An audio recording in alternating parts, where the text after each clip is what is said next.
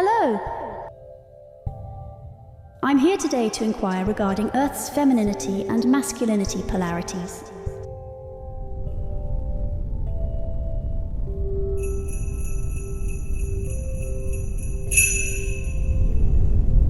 Yes.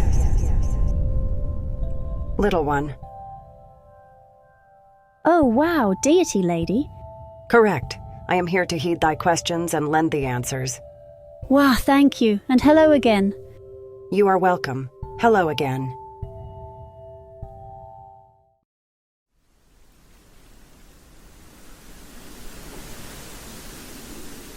So what is your query? First of all, thank you so much for helping me. So, I'd like to ask about the femininity and masculinity concepts on our Earth. I want to know what's the basic, I should say, operating forces of this dynamics. No problem. Knowledge from your earthly Taoism would be a good approach to learning the two polarities. First, we can look at the book I Ching, which is the Book of Changes. So there is the Taiji, which produced the two elementary forms. Taiji in English can be referred to as the Source, Great Absolute, or the Supreme Pole. So this phrase is basically saying, the Source gives birth to the two fundamental elements. And these two elements are? The elements are Yin and Yang, the white fish and the black fish. Feels like I'm back in elementary school. Good. Then we can go to another book, Explanation of the Diagram of the Taiji. Taiji, which is the Source, moves and gives rise to Yang. When it reaches its extreme, it becomes still. From this very stillness, Yin is born. Upon reaching the utmost stillness, the movement begins again. Thus the two forces, one active, one passive, each serve as the root of the other. With the division of Yin and Yang, these two polarities of the universe have come into being. Remember the Yin and Yang. This is generally the key to answering your query. I heard that not just Asia, but Europe also had symbols similar to the Taiji symbol, so this was presented all over the place. Kinda? Sure. The thing is, this everlasting binary elemental system has always been one of the major learning and research subjects for civilizations across the universe. Its depth is far beyond human biology. Light and dark, good and evil, love and hate. All major opposites are able to fall under the concept of this pattern. Your people's gender system is just a fragmented reflection of this cosmic binary force. And why are we talking about Yin and Yang here? Because essentially, the energy forces of femininity and masculinity are included in the polarities of Yin and Yang. Yang, the masculinity, is on the move. Action, gain, fight, conquer. Yin, the femininity, is in the stillness. Rest, receive, nurture, sustain. See, human beings, no matter gender, are always operating under the drive of these two forces. The best practice is when it's time to go outward. You act with strength and courage, full power without fear and doubt. When it's time to be still, rest and rejuvenate, so you'll be prepared to receive and ready for the next cycle. How about the little dots inside them, though? It represents the balance between two fundamental elements, illustrating the harmonious interaction of the universe's major opposing forces. Each element exists within the other, flowing and dancing together effortlessly. I understand that the pattern has evolved in different versions throughout history, but its core principle remains the same. The dots are essential, providing a visual understanding of the universe's intertwined energies. Wait, did you just kinda give us the core knowledge of the whole thing? Isn't this the point of your video? I know some of you still need to connect the dots with your personal research on this topic. Go ahead and do that, little child, and may your spirit team lead you to the answers to your queries. Learning is always uttermost welcomed. Now I need to ask the mortal questions. How do you see the development of this femininity-masculinity dynamics? I do remember you mentioned we were in the chaotic stage of the ascension progress, but I still want to ask about it. I know you have talked to the non-Earth collective, the Witchy Lady, and you mentioned Kali Yuga during one of the queries. It is sort of similar to that historical concept. Earth is on its way to reaching its time of sustainability.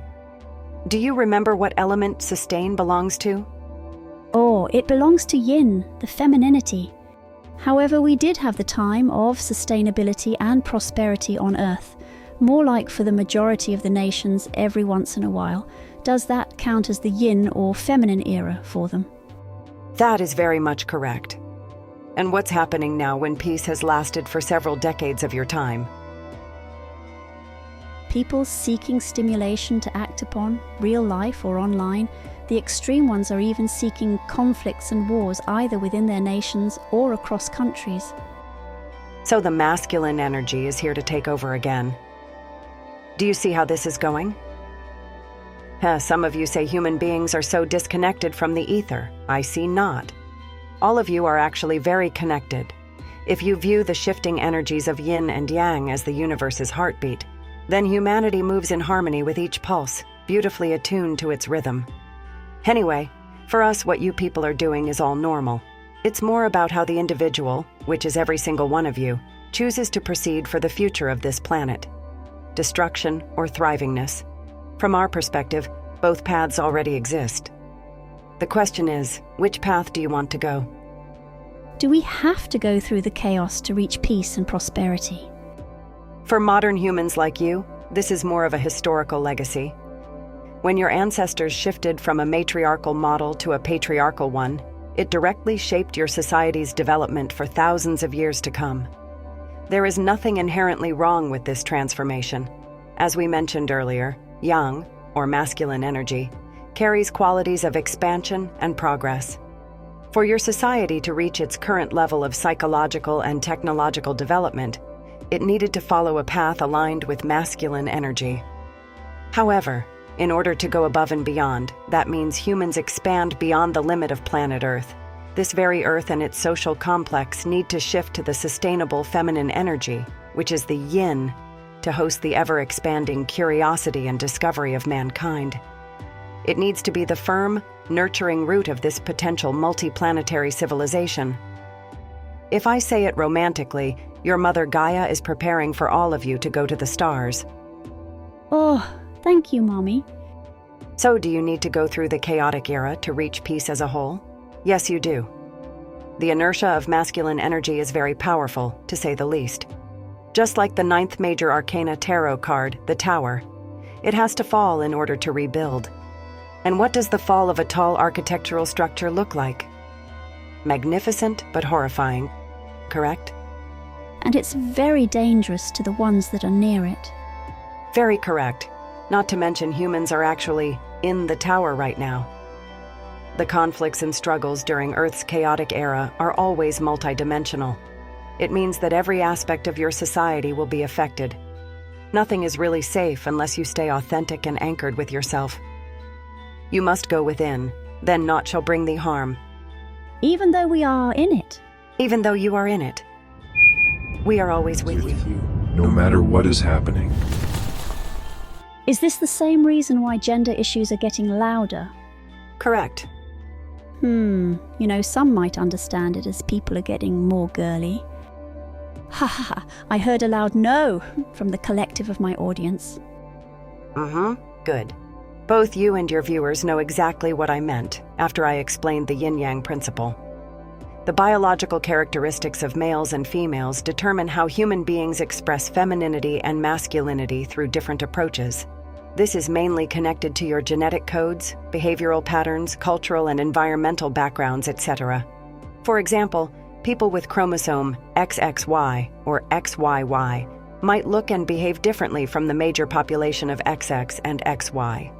People with a pair of more masculine mindset-driven parental figures might grow up with behavioral patterns that lead more toward masculinity, not to mention matriarchal society and patriarchal society.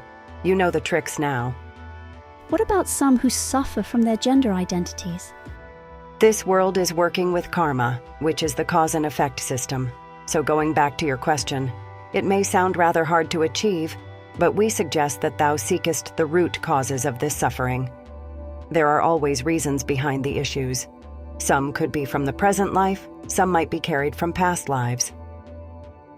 And healers, we commend thy efforts to aid this planet. Yet to heal the world is not to save every soul. Forget not this truth. Okay. I see you stuck. Are you at the end of your queries? Yeah. Good. And no rush about the alien topic, that's for a later date. You'll read us a bit too fast. Okay, go eat your lunch now. Do not deplete your body. We shall talk later when the time comes. Yes, thank you so much.